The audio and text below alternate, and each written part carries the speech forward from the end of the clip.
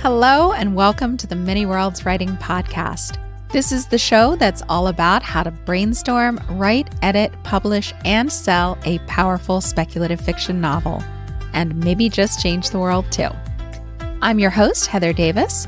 I'm an Author Accelerator certified book coach, a developmental editor, and a fellow storyteller like yourself.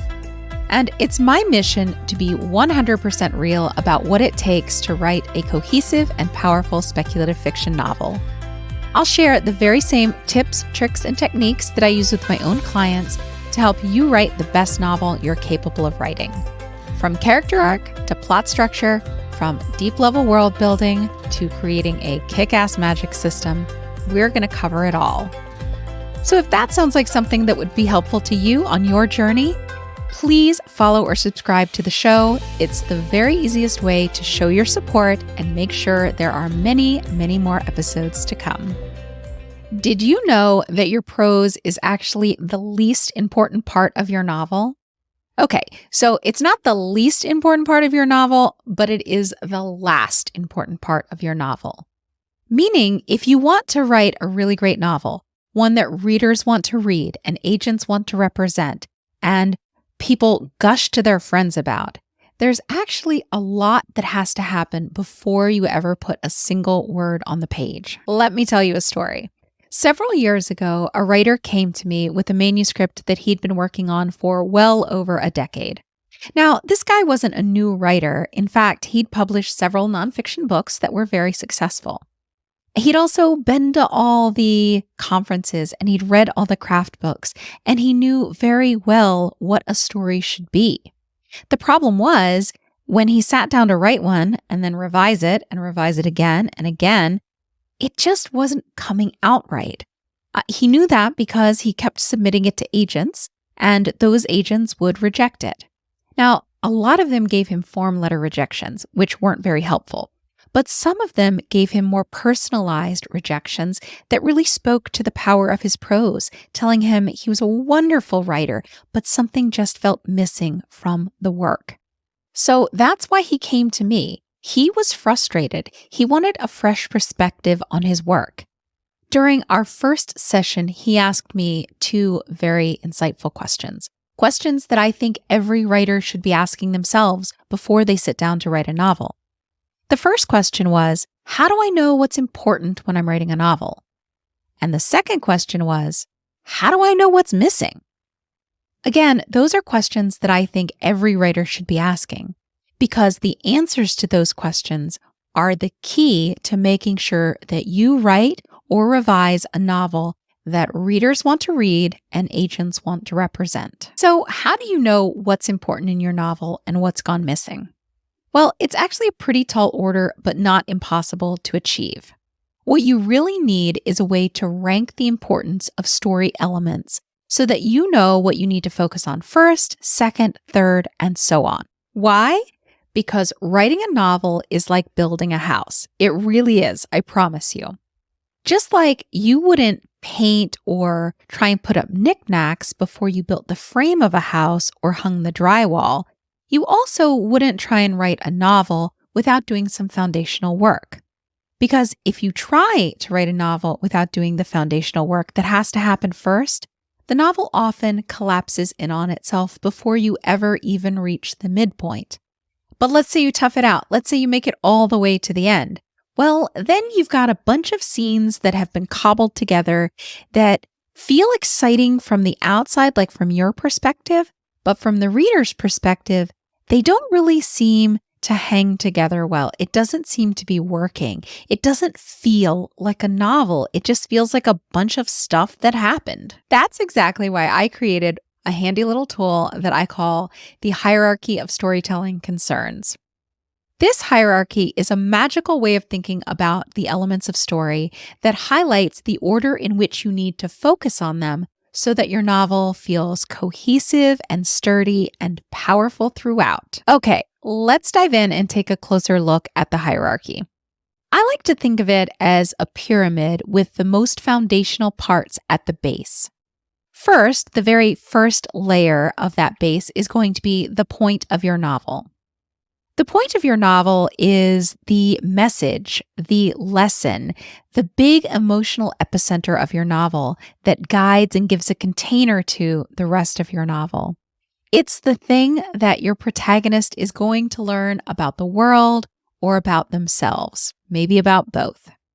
And it really is the guiding force and the most foundational layer of your novel. Without a point, your novel really is just going to feel like a bunch of stuff that happens to someone because there won't seem to be any rhyme or reason to it. There won't seem to be a purpose to what's happening.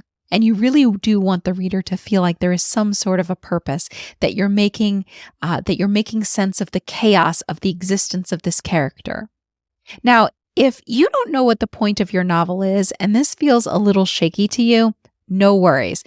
Go check out episode 1 of this podcast. I fully explain what the point is, and I even include a handy workbook that you can snag to do that work. Okay, let's move on to the second layer of the pyramid. Once you've established the point of your novel, the next thing to do is to figure out the character arc of your protagonist. Your protagonist is not going to stay the same from the beginning of the novel to the end of the novel. No way. That would be super boring for readers. Instead, they're going to change. In fact, novels are all about change. Your protagonist is going to start out as a very flawed person. And by the time they're done with your novel, they're going to be at least a little bit less flawed. And they're not just going to change any old flaws. No, they're going to change very specific flaws or misbeliefs that they have, ones that are related to the point of your novel. So when I think about story, it's all about the protagonist learning the point of the novel.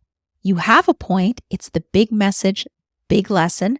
Now, your novel is there to teach your protagonist that lesson. Okay, it's time to move up to the third layer of the pyramid. Once you've established the point of your novel, and once you've created a meaningful character arc for your protagonist, it's time to move on to creating a meaningful plot. So the plot isn't just a bunch of stuff that happens. If your plot becomes that, then it only feels exciting to you because you've learned that those types of events should be exciting. It won't really inspire any excitement in your readers. Instead, you have to really step back and think about your plot strategically. Now, it doesn't matter if you're a plotter and you like to plot the entire thing out first, or if you're a discovery writer and you kind of write by the seat of your pants. Either way can work. The thing about it is that you really need to think about your plot with reference to your point and your protagonist's character arc. Meaning, the plot isn't just there to be exciting. The plot is actually there to push, pull, force, finagle, shove your protagonist through their character arc. So every single event that you are throwing at them is there for a reason. It's there to challenge the misbelief that they have about the point of your novel. Remember, your protagonist doesn't understand the point of your novel. Their character arc is going to take them from not understanding the point to a place where they do get it. And your plot is the one that's going to force them along that arc. So every single thing that you throw at them needs to be thrown at them strategically. You need to ask yourself, is this event actually helping my protagonist along that journey of their character arc? And how is it helping them? So that's really what plot is there for. When I think of story, I'm going to reframe it one more time. A story is how your protagonist learns the point of the novel and is forced to learn the point of a novel by the events in your plot. That's what a story is. So the events of the plot are going to change your protagonist. So you have to be very careful about what those events are. Okay, we just got done talking about the first 3 layers of your novel. Those 3 layers of the pyramid have to happen before you start writing. The 4th and 5th layer actually happen while you're writing. The 4th layer of the pyramid is all about making sure that your scenes are connected via cause and effect. Scenes are like dominoes. One pushes the other over. we have absolutely no room for barely related events or vignettes. That's not a novel. What you need to make sure of is that each scene is causing the next one to happen, and that there is both a story logic and an emotional continuity that runs throughout.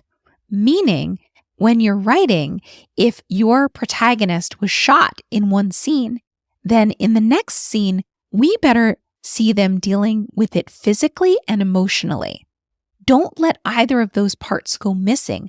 Make sure that it's tracking. Make sure story logic is tracking. Make sure the emotional continuity of the situation is tracking.